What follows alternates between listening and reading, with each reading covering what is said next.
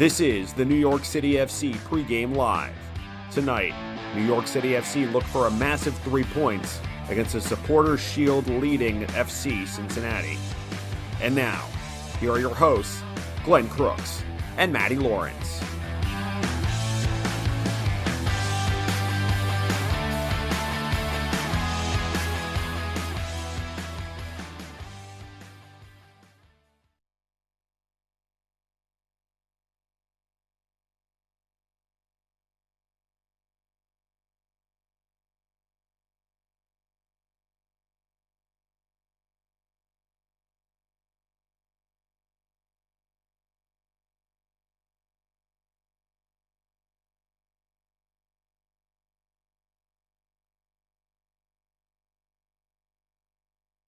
The FC.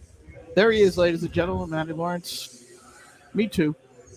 And Matty, this is a regular game. Yep. Cincinnati has never beaten New York City in a regular game. 6 wins, no losses, and a couple of draws for New York City, but both draws were a season ago.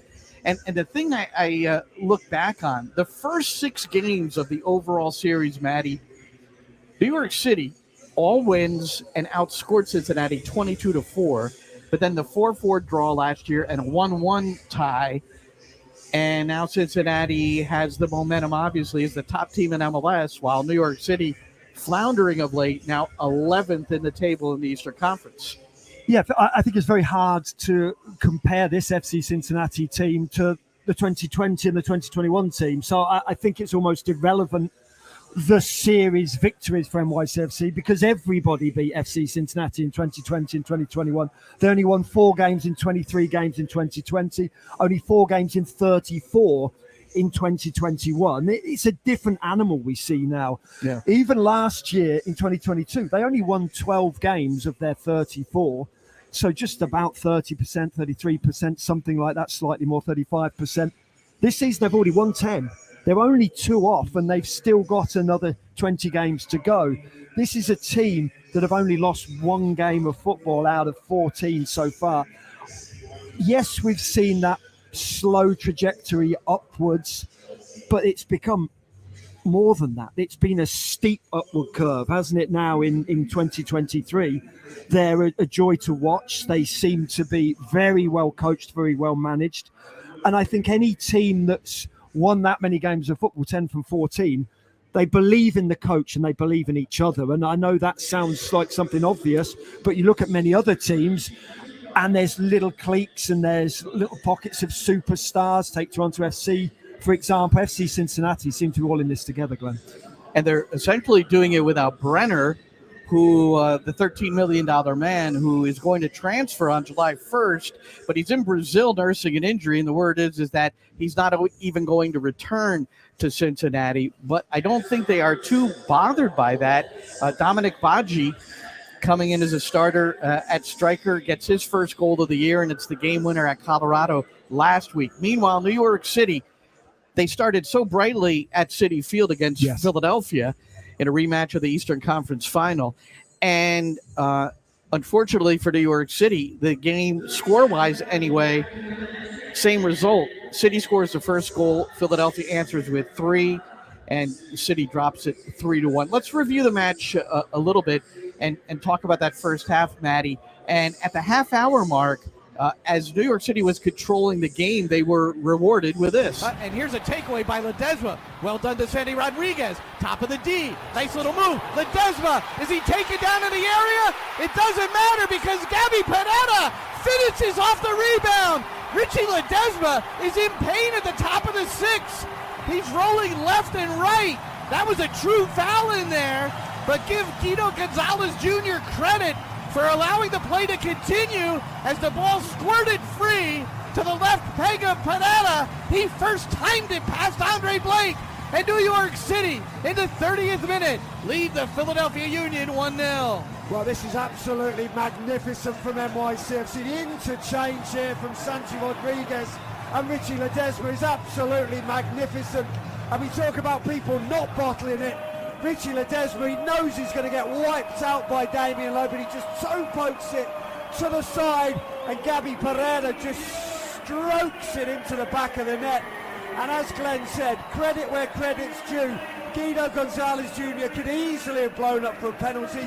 He played the advantage, he waited a couple of seconds, saw that the ball squirmed out to Gabby Pereira, and Pereira finished it with real quality, with real panache. So Pereira, his 4th goal of the season, and it looked like New York City was cruising. Pereira hit the crossbar a little bit later. Andres Jason earlier had missed what looked like a sure goal at the back post. So those misses came back to haunt New York City because, Matty, in the first minute of stoppage time and in the 3rd minute of stoppage time, Julian Carranza scores both for Philadelphia. They go into the locker room up 2-1 when they were completely outplayed.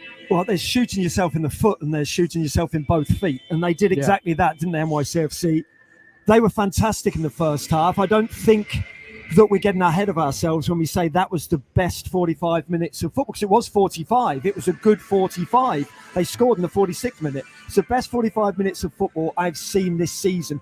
Granted, it's not that big a sample size. Granted, they haven't played that well, NYCFC, but it was tantalising. The interchange of play, certainly for the goal, but we saw it a number of other times as well, led me to believe that maybe they'd turn the corner, and those good attacking players that we know have the quality, but finally have showed up, because they haven't every single game. But the individual errors, I think I said it's a self-destruct button. It's probably a little bit more than that. It's dropping a nuclear bomb on yourself almost to concede 2 goals in the manner with which they did. It's sacrilegious, Glenn. It's not even schoolboy, schoolgirl football. It's worse than that. You wouldn't expect that from an under-8 team. Those 2 massive errors. And Thiago Martins had a difficult night, and he's out tonight, probably out for the weekend with a knee injury. We don't have an update. I know they've scanned it. I know that they're looking to identify exactly what's wrong, the club. We haven't heard word as to what the extent of that knee injury is. But you're going to get a look at the first goal, which made it 1-1 by Carranza, who, by the way, was named MLS Player of the Match Day as opposed to of the week. We are in Match Day 16. We've got 12 games tonight. This is one of 12 games tonight. But in my discussion with Nick Cushing on Thursday as part of our pregame show, we brought up the Martins error at the back. I don't think we can come for a guy that's been very, very good this year, shown leadership, shown consistency in performance. And, you know, I've been really pleased with that guy. It's disappointing, but it's part of the game. Yeah, they were good with direct balls. We knew they were going to be good with direct balls. I think, for me, we're a little bit too deep too early. I think if we push the line high, I think there's elements of how we control direct balls that we could have done better in the game. But, you know, they're small. You know, I think at the moment I'm in a sort of place where I feel a little bit like we got a barrel of water with 6 holes and we've only got 5 stoppers. And every time we move them, we stop the water coming out of one hole with set play, and the water comes out of another hole. And, you know, the reality is that's what you get with a young group. Right, Nick Cushing, head coach of New York City FC, rather winless in their last 6. And the Martins factor came to fruition again in the second half when Carranza drew the penalty on Martins, which was converted by Daniel Gazdag, and that made it 3-1, and that essentially ended the game, even though it was pretty early in the match. That was just the 53rd minute, but you just got the feeling that New York City was going to struggle to come back again, especially against a team like Philadelphia. Yeah, very much so. Look, I don't think Nick Cushing called it coming for Thiago Martins. I don't think we're coming for him. I don't think we're some kind of character assassination, but the facts are there in front of us. He was culpable for 2 goals. You can't mistime a header by that much. He didn't even head any of it. It didn't even scrape the back of his head. When the ball's gone 50 yards and not even on a laser on a rope, it's gone up in the air, arcing. There's a huge time of flight. We're not coming for him. We're just pointing out that it's a massive error that somebody who's experienced shouldn't make. And Nick Cushing talks about it's a young team and you have to expect mistakes from young players. And yes, sometimes you do, but Thiago Martins isn't a young player. And yes, he's played well throughout the season. I think he's been the best player up until that game, but it doesn't mean that we can't point out the facts that he gave away 2 goals and he gave away really the game. Because if that first goal doesn't go in, I'm not sure that the second one happens either. So, as I say, no character assassination. I like Thiago Martins, but there's two massive errors there that have led to NYCFC dropping 3 points at home. Really an incredible turn of events. I think we've all been involved either as players or coaches with games like that where things just turn at a moment. So New York City coming off the 3-1 defeat. Meanwhile, FC Cincinnati, they won on the road at Colorado 1-0, which is a difficult place to win. And we're scrolling the starting 11 for New York City FC, and a lot of changes. Of note, Matt Freese will make his first MLS start for New York City FC. He played 13 times for his former club, the Philadelphia Union. His first appearance for New York City was against Cincinnati in the U.S. Open Cup, the 1-0 loss. He had 4 saves in that match. He's going to start ahead of Luis Barraza today. We also see what appears to be a back 3 with Alfaro, Chanot, and Tavon Gray moving into a central position. And Stephen Turnbull makes his first career start on the right, and Brian Coufray back at the starting 11 on the left. Sands and Parks in the midfield, as we might expect. Pereira, Santi Rodriguez, and Gabe Siegel getting yet another shot at the 9. It was a false 9 with Ledesma and Rodriguez last week against Philadelphia. Here in the midweek against Cincinnati, Gabe Siegel will get another shot. And Matt Miazga, the center back for Cincinnati, you have to be honest. He ate up Siegel in the first game at TQL in that U.S. Open Cup. Tough night for Gabe. So I think that'll be interesting to watch to see how he responds to that. Yeah, it's really men against boys, that matchup. Matt Miazga is somebody who's got a vast array of experience internationally. He's played in Europe for a number of teams. He knows how to deal with pressure. And he certainly knows how to deal with, let's be honest, a kid from Stanford University, because that's really all he is right now. He's just some kid from Stanford University who had a decent college career. Matt Miazga's been up against much better players than that. So it's no surprise to me that he, as you say, he marked Siegel out of the game in the US Open Cup. But now we are going to find out what Siegel's learnt from that game. Right. And does he have the ability to maybe change his style of play a little bit or change his movement? He'll have analysed why Miazga got the better of him, and hopefully he's changed up his game a little bit. I don't mean he's suddenly going to turn into a winger or something like that, but he's going to analyse maybe he needs to drop a little deeper, maybe he can play off the back shoulder, run in behind Miazga, whatever it has to be. We need there to be growth from Siegel against Matt Miazga today. I don't mean he's got to get the better of him, he's got to score a hat-trick, but we've got to see some kind of learning, because you always need to see learning from younger players, because Nick Cushing keeps saying that. We've got a team of young players. It's only any good having young players if they continue to grow and learn as the season and their games go on. Well, the one thing I'll tell you is that Gabe Siegel feels he'll be scoring goals in MLS. He's a confident young man, and you need confidence to play that role of striker. He does have one goal. It was the equalizer against Orlando, and it was the goal that you sense that maybe that would get New York City over the hump. Then they start out so well against Philadelphia, but then the disaster before halftime and the 3-1 defeat. As for Stephen Turnbull, he's out of Stony Brook University, 24 years old, has spent a majority of time in New York City on the 2 team. He has 2 appearances, a minute at Chicago and then 21 minutes at New England. Both of those were 1-1 draws. But it got to the point where New York City either had to release him or sign him to a first-team contract due to MLS regulations. So he was signed with the club, and now he's getting the start as a wingback. And the one thing I've noted in watching his 2 games, which I saw many last year, he's a very strong attacking player. So now's his chance. If we assume, and I think you're right, it's going to be 3-4-3. So whether we want to call them wide midfielders or wing-backs, right, Coufray and Stephen Turnbull, the one thing we do know is they are providing the width and the overlapping runs, because we know that the 2 wide players are going to cut inside predominantly, so they're going to have to provide the width, overlapping, getting in behind the defence. Does Turnbull and Coufray have that ability? Do they have the engine to do it throughout the game? You know, it's a big come down for me, and maybe it's being derogatory, but to move from Tinnerholm and Goody to Kufre, who struggles to last 90 minutes, and an NYCFC 2 player in Stephen Turnbull. It may sound derogatory, it may sound pessimistic. I think it's factual, though, that there's been a big downgrade there. The expectancy has to be that those 2 players, the wide men, wing backs or wide midfielders, that's where the width comes from. That is where the quality in terms of crosses comes from as well. And we have to see them being very, very dominant, the 2 wide players. Mark Frotto, not just the PA man here at Yankee Stadium at Citi Field, but also delivers the rosters, the game day roster. And very nice of him. Let's go and look at Philadelphia.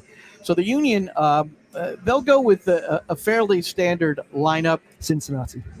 Cincinnati. What did I say? Philadelphia Union. Okay. Well, they're Deja vu. Pat Noonan is the coach. He spent many years at Philadelphia. Point. Chris Albright was sporting director at Philadelphia. Now he's here. With okay, Noonan. you got yourself so out that of was the So we're getting a look at it there. Lucho Acosta is going to get the start along with Brandon Vasquez, who scored a thunderous header against New York City FC in that U.S. Open Cup match at TQL for the game's only goal. And we would expect a 3-back system for them as well. Ian Murphy flanking with Matt Miazga in the middle and Yerson Mosquera to the right of Miazga. And Celentano in goal. Roman Celentano, who's one of those guys that's, I don't want to say he's come out of the blue, but he, as a young guy, with collegiate experience coming in and winning the job here at Cincinnati. Yeah, and he's also very lucky in terms of he's playing in front of not only a strong back 3, but a strong team as well. They've kept 7 clean sheets from 14 games. That's not just down to the goalkeeper, that's down to a team that defend very well from the front and a team that are playing full of confidence. I'm not saying he doesn't deserve to be playing in goal, but it's much easier to play in goal when you're not having 20, 30 shots peppered at you every single game. They've kept 7 clean sheets. The change of fortune, the reversal from the basement boys that FC Cincinnati were in 2020 and 2021 has been maybe not miraculous, but it shows the confidence that the general manager and the coaching staff have had, even when things were going drastically wrong. 2021. Well, it was also under different leadership. Absolutely, it was leadership. under the Dutch crew with Jaap Stam as the head coach and someone on the inside in Cincinnati who I spoke to last year said it was just an untenable situation with the GM and the coach. And I probably should say they've finally found the right man for the job. I guess I should have said that rather than it's been a slow, steady progress. What's been the slow, steady progress is making sure you find the right man. And I think did we get more rosters? We did. We've now got 16 rosters. I think we're playing 22 aside out there. So who is? Sorry to interrupt. There's so oftentimes we don't even get one of these, and now we've got like 6 of them. So this is good. An Amazon rainforest has been cut down to provide the team sheets. It's okay. So on the substitute bench for New York City FC is once again we'll put the starters up. Luis Barraza, the backup keeper today. Alfredo Morales, Matias Pellegrini, back from injury. Richie Ledesma, Andres Jason, who got the start last week, along with Kevin O'Toole's on the bench. Nico Benalcazar, who has spent more time probably with the 2 team than with the senior team, and Justin Hack for New York City FC. I wanted to close with one thing, Matty. As we prepare for our broadcast, the New York City FC Network, airtime 7:15, which will feature Nick Cushing on the pregame show, about 10 minutes or so with Nick, and some, I don't want to say probing questions, but the interview becomes more difficult sometimes when you've got a team that's losing and you're still searching for answers. As the head coach, Nick is fantastic, and he'll tell it like it is in the pregame as he sees it, and that's coming up in just a few minutes on the network, which you can get on the NYCFC app and nycfc.com/radio, and also the TuneIn app. Yesterday, a bit of a surprise in U.S. soccer. We look at the Federation, American soccer. Anthony Hudson, the interim head coach for the U.S. men's national team, has left for a new job somewhere in the Persian Gulf, it's been reported. And the gentleman replacing him coached with the Philadelphia Union under Jim Curtin several years. I met him when I was at Rutgers, and he was in the opposite technical area with Villanova. So I've known BJ Callahan for over 20 years, and I had him on my Sirius XM show, the Coaching Academy, back in March when he was an assistant to Hudson, and it was a difficult situation with the Greg Berhalter saga. So we discussed how the communication with players was intentional to keep things together. And I think when you hear that this is from March 8th, you get an idea that he feels secure that the players are going to be on his side. For a national team, that's a bit tricky, right? Because you're obviously not with them every day. So how are you forming that bond even though you're not with them? Yeah, so that's what we spent 4 years doing it. And again, like you said, being intentional every time we met with them, every time we're out of camp, working on it and feeding it and trying to grow it. So we're lucky because, when we reflect back, that's what's holding this together right now. We're able to meet with we're dealing with some of the, the outside issues, but this brotherhood is continuing. The players are close. They're communicating with each other. We're communicating with them. And that's what I think is a true test to a culture, is when you're really faced with adversity, how well does it hold up?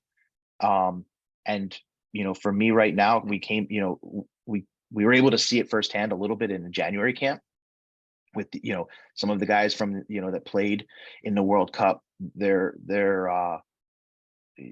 willingness to come right back in and how valuable and important they knew it was. And now again, speaking with a lot of these players on our trips to England and Scotland and Germany, you can feel it. You can just feel that it's still tightly connected. They're still really, bought into the mission and the vision and the core values that we built. So it's a testament to everyone that's spent over the last 4 years building this, and how strong it continues to remain as we sort of, prepare for the March window on the field and continue to just sort of deal with a little bit of this uncertainty off.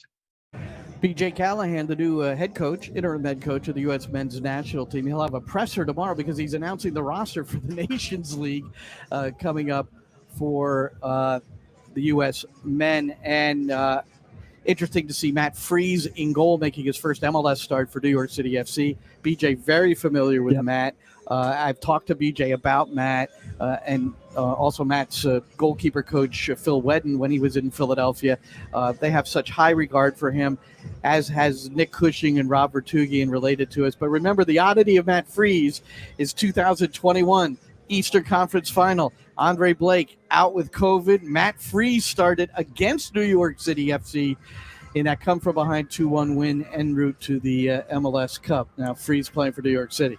What we do know, I don't know a great deal about him in terms of minutes on a Saturday or minutes on a Wednesday night, but what I do know is that he's very dedicated. He's somebody who works really hard on the training ground. He's somebody who's confident in their own ability, which certainly helps as a goalkeeper. He's going to be nervous right now, that's for sure. The shirt's now his. He's got to keep the shirt, and that means maybe getting a clean sheet, pulling off good saves, maybe not touching the ball for 80 minutes, and then he's called upon. Psychologically, he's got to stay in the game for 81 minutes. If he has a big game, you play him on the weekend? Absolutely, yeah. The shirt's his. If NYCFC win, he starts the next game.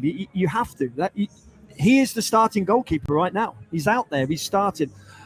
I just think that Luis Barraza hasn't really done anything overly wrong, but there's been no wins in 6. They've conceded a hell of a lot of goals. He hasn't been culpable for that many, if any of them, but goals have been shipped. It's easy for Nick Cushing to make that change. And I think he's been itching to make that change. I really do. I think it's been in his mind from the beginning of the season. He's always said it to us, and not privately, I mean publicly. He's always said that Matt Freese is going to get his chance. So yeah, I think if you're the number one goalkeeper in Luis Barraza, which he was, you're feeling a little bit skeptical when the manager's telling you that the other guy's going to get a chance. Even if you kept 10 clean sheets, the other guy's going to get a chance. But I understand that's what it's like, because you've really got 2 number ones right now, haven't you? They're very level pegging. I think that's the way it's been. So Freese obtained by New York City in the offseason. And you're getting a look right now at New York City. They are warming up to the left. It's Cincinnati to the right. And we are moments away from our pregame show on the New York City FC network, nycfc.com/radio, the NYCFC app, and the TuneIn app. And then once the game kicks off, you can watch the game on Apple, if that's what you're doing, on the MLS Season Pass, and use the drop-down to listen to the English hometown radio call. Matty Lawrence and me. We're doing it. Matty, have a good one. Enjoy. I will do. As always. Have you seen any rosters yet? Only 43 of them. Okay. Thanks for joining us, everybody. Coming up at 7:15 with a pregame show on the network. Enjoy the game, everybody.